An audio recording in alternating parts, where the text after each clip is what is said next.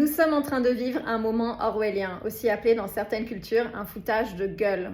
C'est pourquoi aussi la démarche de la dissuasion avancée, de par sa nature, accroît notre protection et celle de nos partenaires. Dissuasion avancée, la guerre c'est la paix. Pour être libre donc, il faut être craint. Et pour être craint, il faut être puissant. Donc la liberté c'est l'esclavage, George Orwell. Et dans cet extrait, vous allez entendre une démonstration de la troisième phrase culte de George Orwell dans 1984, l'ignorance c'est la force. Ce qu'on retient aussi, ce sont ces frappes assez intenses de la part d'Israël sur le sud de Beyrouth au Liban, alors que évidemment Israël avait prévenu, la population avait émis un avis d'évacuation disant qu'il allait procéder à des frappes marquées. Ça va si on prévient avant de tuer. Les fameux avis d'évacuation qui ne sont pas faits pour prévenir mais pour terroriser. Sur ce bastion, le sud-Beyrouth, c'est le bastion du Hezbollah, qui est un groupe terroriste actif qui avait lui-même lancé les hostilités le premier